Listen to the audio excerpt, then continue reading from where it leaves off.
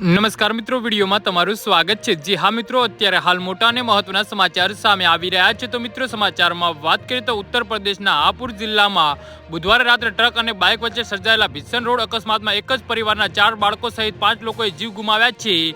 આ અકસ્માત ત્યારે થયો હતો જ્યારે લોકો સ્વિમિંગ પુલમાં નાહ્યા પછી એક જ બાઇક પર ઘરે પરત ફરી રહ્યા હતા। અકસ્માત બાદ પોલીસે અકસ્માતમાં સંડોવાયેલા કન્ટેનરને કસ્ટડીમાં લઈ લીધું છે અને કેસની તપાસ શરૂ કરી છે।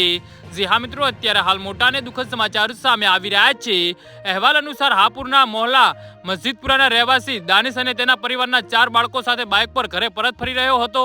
પરિવારના કેટલાક અન્ય સભ્યો પણ તેમની સાથે અલગ અલગ વાહનોમાં હતા। આ અકસ્માત બુલંદશહેર રોડ પર સર્જાયો હતો, જ્યાં એક પૂરપાટ ઝડપે આવતી ટ્રકે તેની પાછળની બાઇકથી ટક્કર મારી હતી। જી હા મિત્રો, અત્યારે હાલ મોટા સમાચાર સામે આવી રહ્યા છે।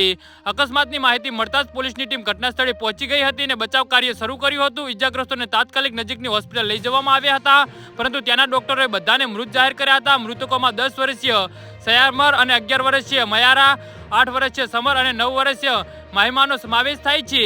જી હા મિત્રો, તો આના વિશે તમારું શું કહેવું છે તો નીચે મારી કમેન્ટ બોક્સમાં જરૂરથી જણાવજો અને મારી યુટ્યુબ ચેનલને સબસ્ક્રાઇબ કરવાની ભૂલતા નહીં। વિડીયો પૂરો જોવા બદલ તમારો ખૂબ ખૂબ આભાર।